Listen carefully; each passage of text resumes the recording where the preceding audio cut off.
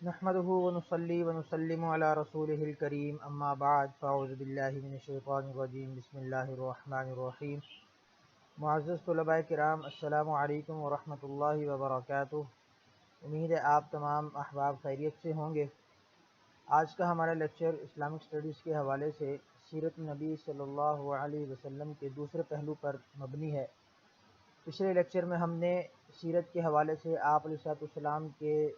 ابتدائی پہلو کا مطالعہ کیا تھا، جس میں آپ علیہ السلام کی پیدائش سے لے کر اور نبوت سے پہلے تک کے حالات ذکر کیے گئے تھے۔ آج کا ہمارا لیکچر اس سے اگلے پہلو پر مشتمل ہے، یعنی کہ نبوت کے بعد کی مکی زندگی، نبوت ملنے کے بعد سے لے کر اور مکہ کے اندر آپ نے 13 سال اپنی زندگی کے گزارے ہیں۔ ان میں جو چیدہ حالات و واقعات پیش آئے ان پر آج ہم گفتگو کریں گے۔ اس میں سب سے پہلی جو بنیادی بات ہے وہ اعلان نبوت اور آپ کی جو پہلی وحی کا واقعہ ہے وہ ابتدائی طور پر بڑی اہمیت کا حامل ہے کہ بعثت کے جب قریبی زمانے میں آپ علیہ السلام نے اپنے معمولات زندگی کو تبدیل کیا۔ یہ تو ہم سب لوگ جانتے ہیں کہ ہر نبی کو نبوت 40 سال کی عمر میں ملی ہے، اور یہاں پر آپ علیہ السلام کی نبوت ملنے کی عمر بھی 40 سال ہے، اور اس سے پہلے بھی آپ کا معمول ہوا کرتا تھا۔ نبوت سے پہلے، نبوت ملنے سے پہلے بھی آپ علیہ السلام کا معمول ہوتا تھا کہ آپ غار حرا میں جا کر عبادت کیا کرتے تھے اور دین ابراہیمی کے مطابق عبادت کیا کرتے تھے، اور اس وقت بھی وہ شرک سے نفرت کرتے تھے، بتوں کی پرستش سے نفرت کرتے تھے، اور ایک اللہ وحدہ لا شریک جو دین ابراہیمی کی تعلیمات تھی اس کو ڈھونڈا کرتے تھے، اور اس کے لیے جو ہے وہ عبادت کیا کرتے تھے۔ تو اسی دوران میں آپ علیہ السلام کو کبھی کبھی روشنی دکھائی دیتی تھی، کبھی سچے خواب آنا شروع ہو گئے کہ رات کو جو خواب دیکھتے تھے دن میں وہ بات سچ ہو جاتی تھی۔ یہ بھی نبوت کی ایک نشانی ہے۔ اور پھر مختلف اطراف سے سلام کی آواز آتی تھی۔ صحیح مسلم کی ایک حدیث ہے کہ آپ علیہ السلام نے فرمایا کہ میں اس پتھر کو پہچانتا ہوں جو نبوت سے پہلے ہی مجھے سلام کیا کرتا تھا۔ تو جو نبوت کا زمانہ قریب آتا گیا، اعلان نبوت کا زمانہ قریب آیا، تو ہدایت کی تلاش میں آپ علیہ السلام کی طرف بڑھتی گئی۔ قرآن مجید نے اسی کیفیت کو بیان کیا ہے کہ وَوَجَدَكَ ضَالًّا فَهَدَىٰ، اللہ تعالیٰ نے آپ کو حق کی تلاش میں سرگرداں پایا، یعنی کہ آپ حق کی تلاش میں ادھر ادھر گھومتے تھے کہ جہاں سے آپ کو حق تلاش ہو، اور پھر آپ علیہ السلام کو اللہ نے اپنی راہ دکھا دی۔ تو پہلی وحی کی جب ہم بات کریں تو 40 سال کی عمر کے قریب آپ علیہ السلام نے اپنی عمر بتائی اور فرمایا کہ میں غار حرا میں عبادت کر رہا تھا کہ اچانک میرے سامنے ایک ایسی شخصیت آئی کہ جس کو میں پہچانتا نہ تھا۔ اس نے مجھے کہا اقرأ یا محمد، کہ اے محمد آپ پڑھیے۔ میں نے کہا کہ ما انا بقاری، میں تو پڑھا ہوا نہیں ہوں۔ اس شخصیت نے 3 مرتبہ یہی سوال کیا اور میں نے 3 مرتبہ یہی جواب دیا۔ پھر چوتھی بار مجھے پکڑ کر دبایا اور پھر چھوڑ دیا۔ اس کے بعد سورہ علق کی 5 آیات کی تلاوت کی کہ جو ہم دیکھتے ہیں عمہ پارہ کے اندر ہے، اقرأ بسم ربک الذی خلق، خلق الانسان من علق، اقرأ وربک الاکرم الذی علم بالقلم، علم الانسان ما لم یعلم۔ یا محمد اپنے رب کے نام سے پڑھیے جس نے آپ کو پیدا کیا، جس نے انسان کو جمے ہوئے خون سے پیدا کیا۔ تیرا رب بڑا بزرگ اور کریم ہے جس نے قلم کے ذریعے علم سکھایا، انسان کو وہ کچھ سکھایا جو وہ نہیں جانتا۔ تو یہ پہلی وحی ہے جو پڑھنے کے اوپر مبنی ہے، اور یہ 5 آیات پہلی وحی کے طور پر نازل ہوئی۔ کیونکہ یہ پہلا واقعہ تھا اور آپ علیہ السلام ذہنی طور پر اس کے لیے غالباً جو ہے وہ تیار نہیں تھے، تو اس کے لیے آپ علیہ السلام اس دوران پھر تھوڑا سا خوف کی حالت طاری ہوئی، کیونکہ نئی چیز سے انسان تھوڑا سا خوف زدہ ہو جاتا ہے۔ تو آپ گھر واپس آئے، آپ کا دل تیزی سے دھڑک رہا تھا۔ آپ نے اپنی بیوی خدیجہ رضی اللہ تعالیٰ عنہ سے فرمایا کہ زملونی زملونی، مجھے کمبل اڑا دو، مجھے کمبل اڑا دو۔ جیسا کہ ہم نے پچھلے لیکچر کے اندر یہ ڈسکس کیا تھا کہ آپ کی پہلی شادی حضرت خدیجہ رضی اللہ تعالیٰ عنہ سے ہوئی، اور اس وقت بھی یہی آپ کی بیوی تھیں، یہی آپ کی زوجہ محترمہ تھیں، اور انہوں نے اس وقت میں آپ کو بہت سہارا دیا۔ تو حضرت خدیجہ نے آپ کو کمبل اڑایا، آپ نے کچھ دیر آرام کیا۔ جب تھوڑا ریلیکس ہوئے آپ، تو آپ نے حضرت خدیجہ سے فرمایا کہ انی خشیت علی نفسی، کہ مجھے تو اپنی جان پر خطرہ لگ گیا ہے کہ پتہ نہیں مجھے کچھ ہو نہ جائے، کیونکہ ظاہر ہے پہلے میں نے عرض کیا کہ نئی چیز انسان کو تھوڑا سا اس طریقے سے محسوس ہوتی ہے۔ پھر آپ علیہ السلام نے خدیجہ کو سارا قصہ سنایا جو آپ کو غار حرا میں پیش آیا تھا۔ جب انہوں نے اس قصہ سنا تو آپ کو تسلی دی، فرمایا کہ آپ کو اللہ تعالیٰ ہرگز ناکام نہیں کرے گا، آپ تو صلہ رحمی کرنے والے ہیں، آپ تو لوگوں کی مشکلیں حل کرنے والے ہیں، آپ تو فقیروں کو مال دیتے ہیں، مہمان نواز ہیں، یعنی کہ ساری اچھی خوبیاں آپ کی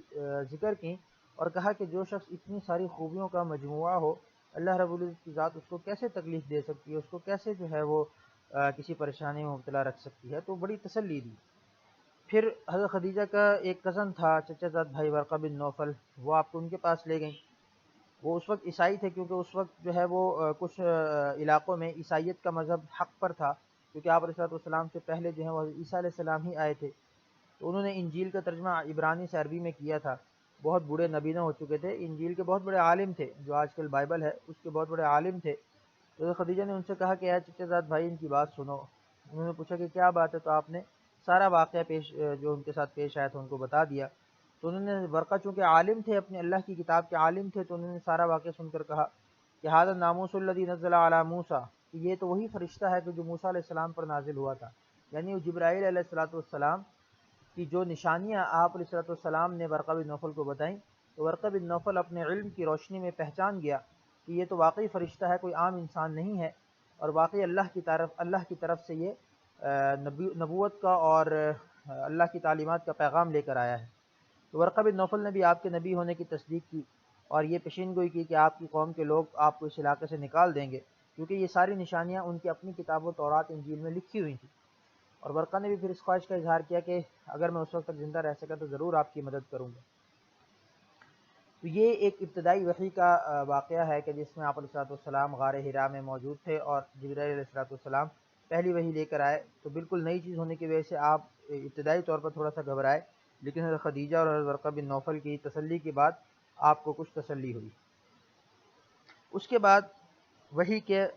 منقطع ہونا، یعنی کہ بریک ان ریویلیشن، کچھ عرصے کے لیے وحی میں انقطاع آ گیا۔ پہلی وحی آئی، اس کے بعد کافی عرصے تک کوئی وحی نہیں آئی، تو اس زمانے کو فترۃ الوحی کا زمانہ کہتے ہیں۔ فترۃ الوحی، فترت کا معنی ہے بیچ میں سے، یعنی کہ رکاوٹ، یا بیچ میں کوئی رکاوٹ کا آ جانا، اس کو فترت کہتے ہیں۔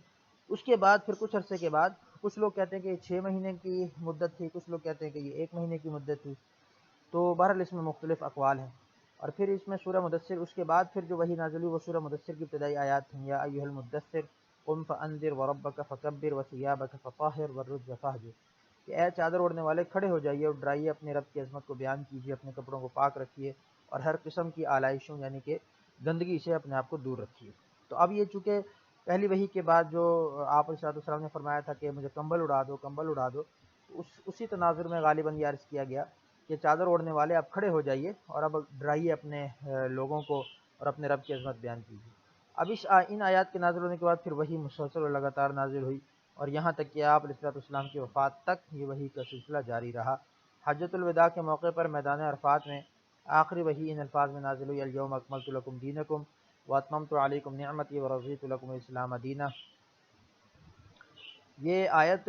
کے اعتبار سے آخری آیت ہے، ورنہ آخری صورتوں میں اور آخری الفاظ میں دوسرے الفاظ بھی دوسری آیات بھی منقول ہیں۔ اس آیت کا ترجمہ یہ ہے کہ آج کے روز میں نے تمہارے لیے تمہارے دین کو مکمل کر دیا اور تم پر اپنی نعمت پوری کر دی، اور تمہارے لیے اسلام کو بطور دین پسند کیا۔ روایتوں میں آتا ہے کہ حضرت عمر رضی اللہ تعالیٰ عنہ نے جب یہ آیت سنی تو رونے لگے، وہ سمجھ گئے کہ آپ علیہ السلام کے جانے کا وقت نزدیک آ گیا ہے، کیونکہ یہاں پر جب وہ آپ علیہ السلام ظاہر نبی تھے، دین کو پھیلانے کے لیے، دین کو بتانے کے لیے اور دین کی تکمیل کے لیے آئے تھے۔ جب دین کی تکمیل کا وعدہ پورا ہو گیا تو ظاہر ہے کہ لوگوں نے پھر سمجھنا شروع کر دیا کہ اب آپ علیہ السلام کے جانے کا وقت ہے۔ بہرحال اس وقت پھر پہلی وحی اور دوسری وحی کے بعد جب وحی کا سلسلہ دوبارہ شروع ہو گیا تو پھر شروع میں خفیہ تبلیغ کا حکم دیا گیا، کیونکہ ظاہری بات ہے نیا دین تھا، نئی شریعت تھی، تو نئے سرے سے ایک تبلیغ کا کام شروع کیا جا رہا تھا، اور جس علاقے میں، جس محلے میں اور جس معاشرے میں وہ شروع کیا جا رہا تھا، اس معاشرے کی کیفیت آپ کو پتہ ہے کہ وہاں پر بت پرستی کا دورہ تھا، اور ہر جگہ جو ہے وہ مشرکین اور اس طرح کے لوگ موجود تھے کہ ان کے سامنے توحید کی بات کرنا، ایک اللہ کی بات کرنا اور رسول کی بات کرنا کہ میں اللہ کا برگزیدہ بندہ ہوں اور میں اس کی تعلیمات کو آپ تک پہنچانے کے لیے آیا ہوں، یہ بہت ہی مشکل اور کٹھن کام تھا۔ لیکن آپ علیہ السلام نے اس کی ابتدا کی اور خفیہ تبلیغ سے کام شروع کیا، تو سب سے پہلے اپنے افراد خانہ اور قابل اعتماد دوستوں کو تبلیغ کی۔ جیسے انسان کوئی بھی بات نہیں شروع کرتا ہے پہلے اپنے گھر والوں کو بتاتا ہے، پھر اپنے قابل دوستوں کو جو اعتماد کے قابل ہوتے ہیں ان کو دوستوں کو بتاتا ہے۔ تو اس تبلیغ کی وجہ سے پھر عورتوں میں سب سے پہلے آپ کی بیوی حضرت خدیجہ رضی اللہ تعالیٰ عنہا وہ ایمان لائیں، اور مردوں میں آپ کے دوست سب سے اچھے حضرت ابوبکر صدیق، غلاموں میں حضرت زید بن حارثہ، بچوں میں حضرت علی رضی اللہ تعالیٰ عنہ مجمعین اسلام لے کر ہے۔ اور چونکہ حضرت ابوبکر صدیق کا جو ہے وہ بڑا ایک اثر و رسوخ تھا مکہ کے اندر، تو آپ کی پھر تعلقات کی وجہ سے اور تبلیغ اور آپ علیہ السلام کی تعلیمات کو آگے پھیلانے کی وجہ سے مزید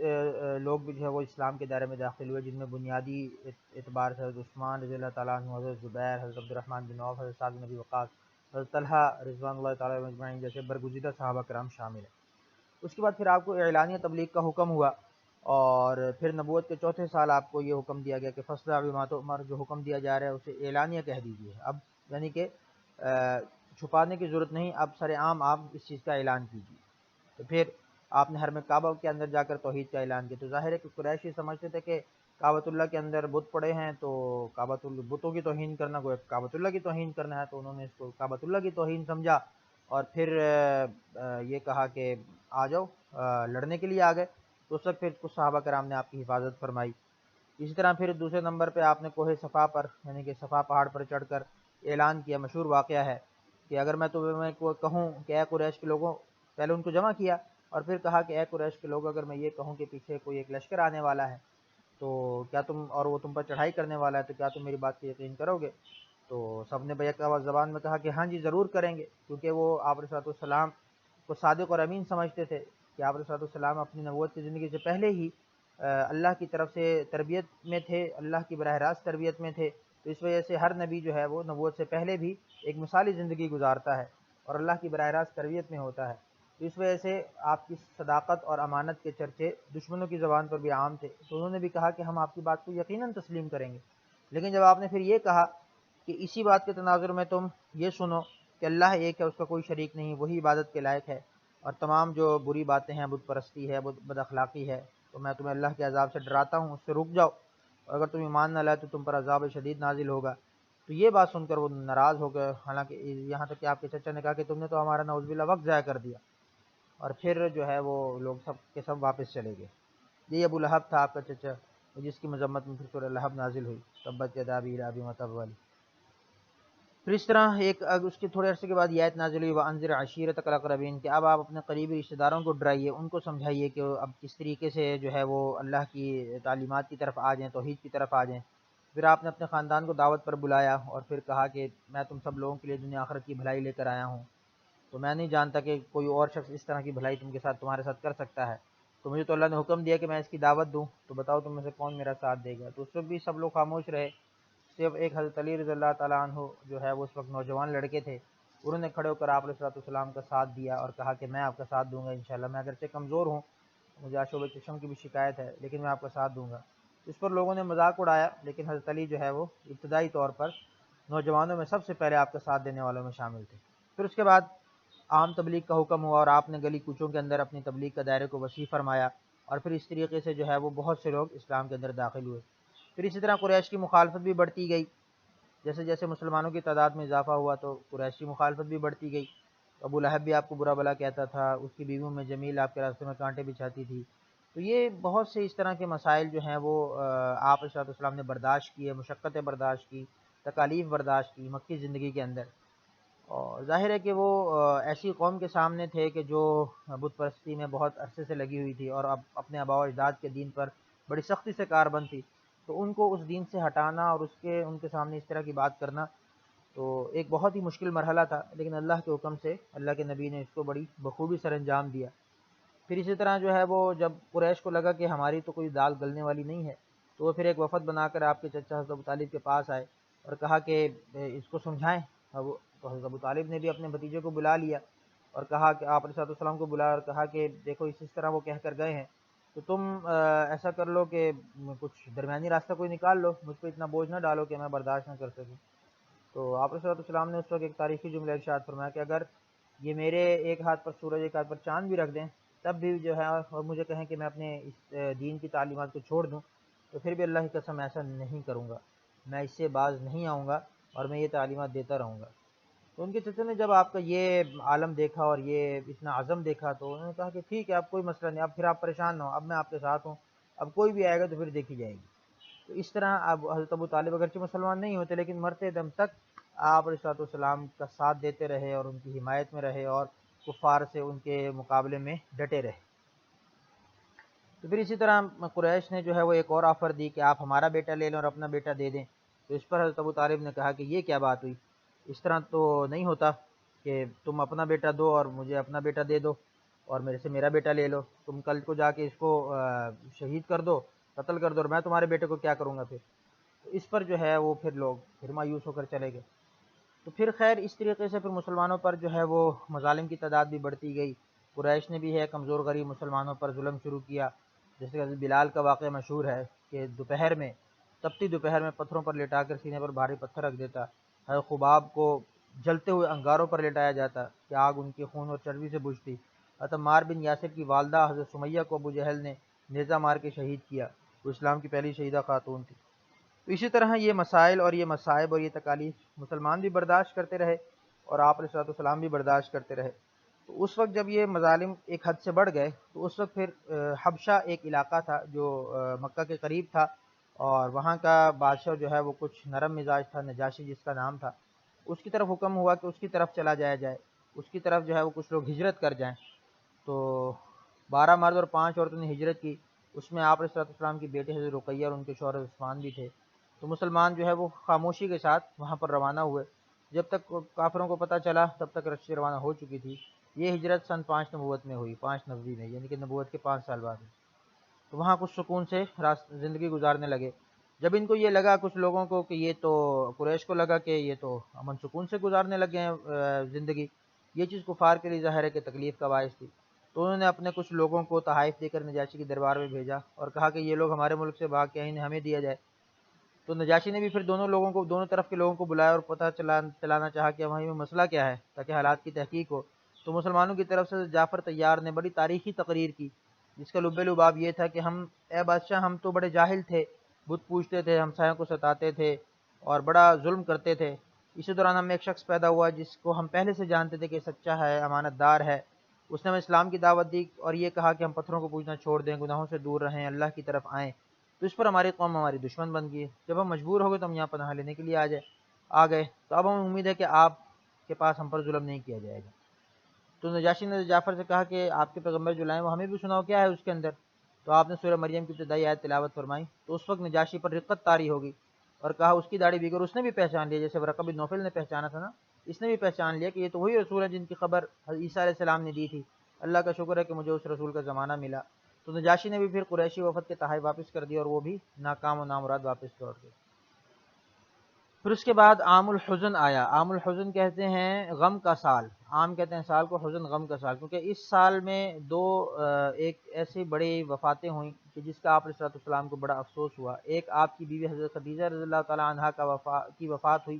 اور دوسرے آپ کے غم گسار چچا حضرت ابو طالب کی وفات ہوئی، ایک ہی سال میں ہوئی۔ تو اس کی وجہ سے اس دوران جو ہے وہ ان دونوں وفاتوں کی وجہ سے آپ علیہ الصلوۃ والسلام گویا کہ بہت ہی غم سے نڈھال ہوئے اور اس سال کو عام الحزن قرار دیا۔ پھر سفر طائف کا واقعہ بڑا مشہور ہے کہ آپ علیہ الصلوۃ والسلام دین کی تعلیم کو لے کر طائف گئے، کہ جب مکہ کے لوگوں سے آپ کو تھوڑی سی مایوسی ہوئی تو آپ مکہ طائف تشریف لے گئے۔ تو نبوت کے 10ویں سال اپنے غلام حضرت زید بن حارثہ کے ساتھ گئے اور دعوت دی، لیکن انہوں نے بھی اسلام کی دعوت قبول کرنے سے انکار کیا اور لڑکوں کو آپ کے پیچھے لگا دیا جنہوں نے پتھر مار کے آپ کو زخمی کر دیا۔ تو آپ کے جوتے بھی جو ہے وہ خون سے بھر گئے، آپ نے انگوروں کے باغ میں پناہ لی۔ اس موقع پر بھی فرشتے تشریف لائے اور کہا کہ آپ حکم دے تو دونوں پہاڑوں کو میں ملا دوں تو طائف کے لوگ بیچ میں پس جائیں، مگر آپ نے ان کے حق میں دعا کی اور کہا کہ اللہ انہیں ہدایت دے گا، اگر یہ لوگ نہیں میری بات مان رہے تو انشاءاللہ اگلی نسل میں سے کوئی لوگ آئیں گے جو میری بات کو مانیں گے۔ پھر اس کے بعد مشہور واقعہ مکی زندگی کی اگر بات کریں تو سن 10 ہجری میں طائف کی واپسی کے بعد آپ کو معراج نصیب ہوئی، اور معراج میں مسجد حرام سے مسجد اقصی تک کی آپ کو سیر کروائی گئی اور پھر آسمانوں کی سیر کروائی گئی۔ اسی سفر میں 5 نمازیں بھی فرض ہوئیں، اس کو معراج کہتے ہیں۔ اس کا ذکر سورہ نجم اور سورہ بنی اسرائیل میں آتا ہے، سبحان الذی اسری بعبدہ لیلا من المسجد الحرام الی المسجد الاقصی، کہ پاک ہے وہ ذات جس نے رات کے کچھ حصے میں اپنے بندے کو مسجد حرام سے مسجد اقصی تک کی سیر کرائی۔ تو بقول اقبال نے اس بات کو شعر میں کہا ہے کہ سبق ملا ہے یہ معراج مصطفیٰ سے مجھے، کہ کہ عالم بشریت کی زد میں ہے گردوں، گردوں کہتے ہیں تمام جہان کو، تو آپ بشریت کہتے ہیں انسان کو، کہ انسان کے بس میں ہی سب کچھ ہے۔ تو انشاءاللہ اگلے لیکچر میں پھر ملاقات۔ جی، تو یہاں تک آپ کی مکی زندگی کا سفر تھا، مکی زندگی تک کی آپ کے حالات اور واقعات تھے۔ تو اب جو اگلا جو ہمارا لیکچر ہوگا انشاءاللہ اس میں ہم مدینہ کی بات کریں گے، کہ جب آپ پھر دوسری ہجرت آپ نے فرمائی، پہلی ہجرت حبشہ کی تھی اور دوسری ہجرت حبشہ فرمائی، اور پھر وہاں سے آپ کچھ لوگ مدینہ چلے گئے، اور پھر آپ جو ہے پھر مکہ سے مدینہ کی طرف آپ نے ہجرت فرمائی، اور اس ہجرت کے بعد پھر مدنی زندگی آپ کی شروع ہوتی ہے جو کہ 10 سال ہے۔ اور پھر اگلے لیکچر کے اندر انشاءاللہ اس زندگی کے حالات و واقعات اور ان چیزوں کو سامنے رکھ کر ہم انشاءاللہ سیرت کا مطالعہ کریں گے۔ تو امید ہے آپ کو یہ لیکچر سمجھ میں آیا ہوگا، جو بات سمجھ میں نہ آئی ہو تو اس کو ضرور اس کا سوال کریں، اس کے بارے میں پوچھیں، اور کتاب سے مدد لیں، جو چیز سمجھ میں نہ آئے اس کو کتاب میں دیکھیں، اور اس کے باوجود بھی سمجھ نہ آئے تو پھر اس کے بارے میں سوال کریں، پوچھیں، کیونکہ پوچھنے سے سوال کرنے سے علم میں اضافہ ہوتا ہے۔ تو اللہ پاک آپ کی مدد فرمائے۔ انشاءاللہ اگلے لیکچر میں پھر ملاقات ہوتی ہے۔ جزاکم اللہ خیرہ۔ السلام علیکم ورحمۃ اللہ وبرکاتہ۔